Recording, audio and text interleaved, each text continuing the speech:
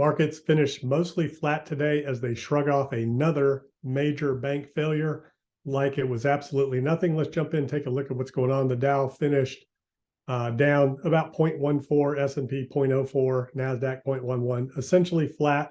Markets were up a pretty good bit today, but then closed down by the end of the day. And we have the Fed meeting coming up on Wednesday, a little bit of economic data out tomorrow, and the Treasury debt limit measures may run out by June 1st, sooner than expected, Yellen warns. So we got to push this debt ceiling, got to create some more money to push out there so the government can keep spending, which is counter for inflation. So First Republic deal comes at a crucial point for markets and the economy. JP Morgan is the big lucky winner, buying the assets and the bank for pennies on the dollar. And JP Morgan's takeover of First Republic likely ends the panic phase of the banking crisis, with the fallout left to come in a pivotal week for markets and the economy. Following an unsuccessful effort to keep First Republic open, the largest U.S. bank by deposits reached a deal to take over the 14th largest financial institution. This is not the end, said Gary Coleman, former chief operating officer at Goldman Sachs. In an interview on Squawk Box, he says, "I don't think we're going to get three and done." And as we talked about before, banks fail all the time. They kind of have losses written into their business plan. And a lot of differing opinions out there, whether this is the end of the crisis or banking crisis, or if there's more to come. And, the economy is still humming along pretty strong. So I think Jay Powell, obviously the Fed, they're looking at strong economic data. Earnings are pretty good. Inflation is still high. The consumer is still strong. So it gives them plenty of ammunition to hike a quarter of a point, 25 basis points.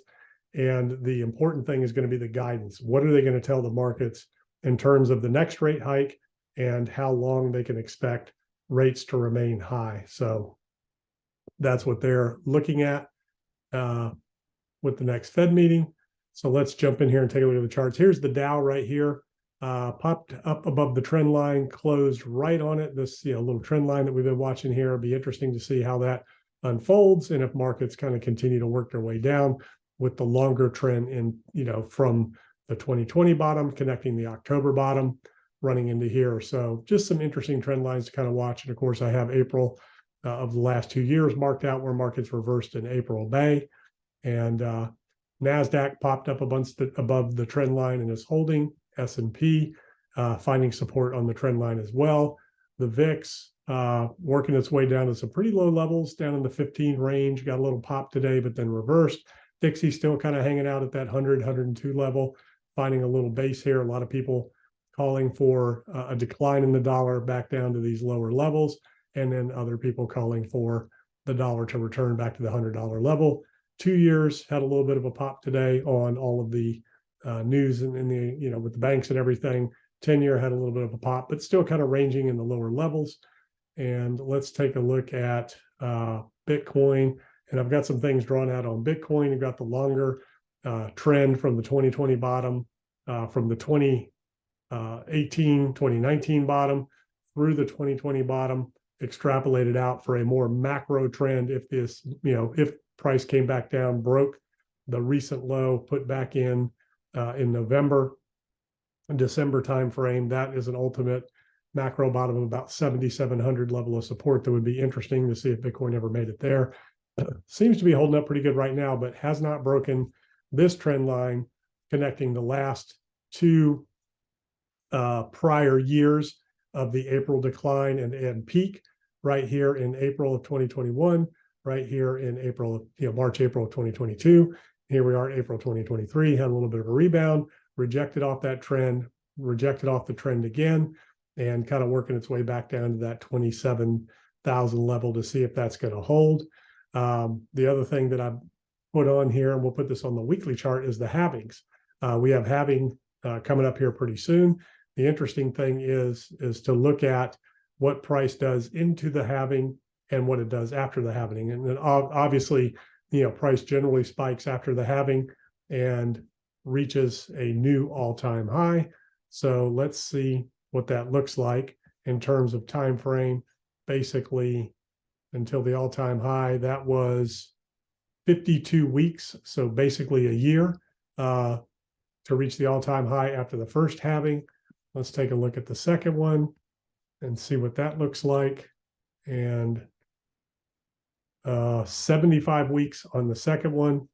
And the most recent, we had 2. So let's take a look at what happened here. So the first 64,000 top was 47 weeks, 78 weeks to the 69,000 top in November of 2021.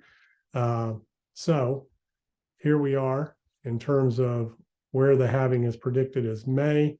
So if we take this out 75 weeks to reach the peak, so that shows you somewhere in September of 2025, September, October 2025 is that 75-week mark from the halving that's scheduled, well, not scheduled, but, is targeted to happen in April 24th. Of course, it happens with a certain number of blocks, a numbered block that gets mined, which varies. So the projection right now is April, or 29th of April, 2024. So about a year, from now, plus or minus. And if we go back and look at a year before the halving, so let's back all these up and let's see where we were a year prior to the halving. So 52 weeks.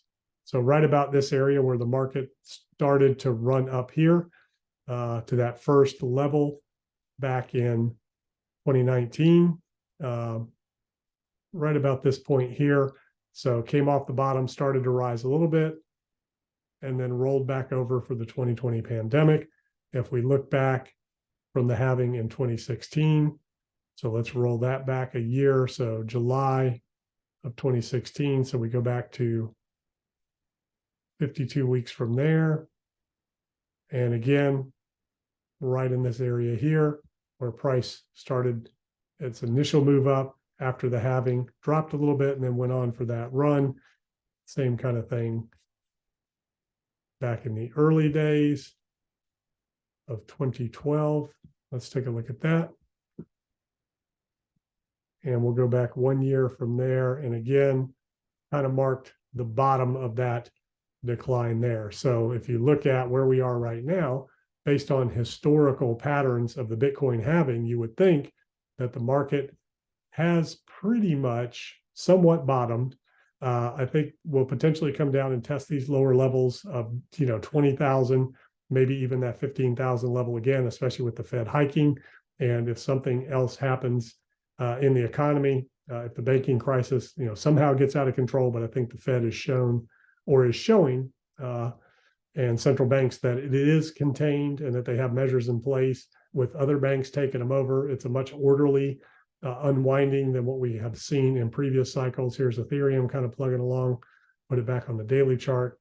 Just everything just kind of ranging, consolidating, accumulating, waiting to see what's happening in traditional markets before anything goes on, any kind of major runs. Bitcoin dominance breaking out of the upper band of this channel, finding support right now. We'll see if that continues.